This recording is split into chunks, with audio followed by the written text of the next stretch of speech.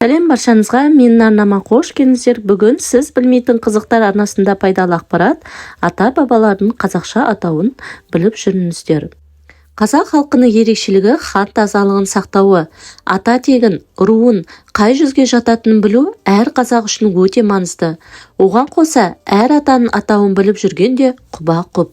Баланың әкесі әке, әкенің әкесі ата, атаның әкесі арғы ата, арғы атаның әкесі баба, бабаның әкесі түп ата, түп атаның әкесі тек ата, тек атаның әкесі тектін, тектінің әкесі теркін, теркінің әкесі тұқиян, тұқиянның әкесі түп тұқиян. Олдың баласы бала, олдың ұлы немере, немеренің ұлы шөбере, шөберенің ұлы немене, немененің ұлы шөпшек, шөпшектің ұлы туажат, туажаттың ұлы жүрежат, жүрежаттың ұлы жекжат, жекжаттың ұлы жұрағат, жұрағаттың ұлы жамағат, жамағаттың ұлы өркен, өркеннің ұлы әулет, әулеттің ұлы зәузат, зәузаттың ұлы жаран, жаранның ұлы қалыс, қалыстың ұлы әлде қалыс.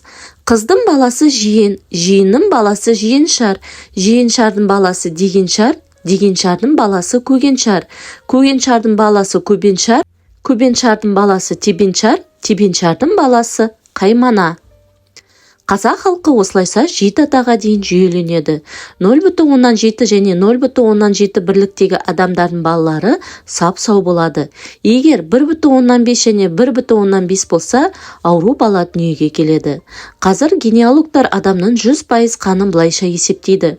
50% әкесінің қаны, 25% атасының қаны, 12,5% арғы атасының қаны, 6,25% бабасының қаны, 3,25% түп атасының қаны, 1,10,5,625% тек атасының қаны, 1,100,078,125% тектің атасының қаны бар.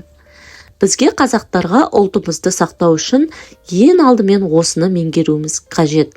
Егер ақпарат пайдалы болса, видеоға лайк басып, менің арнама тіркеліп, қоңыраушаны басуды ұмытпаңыздар.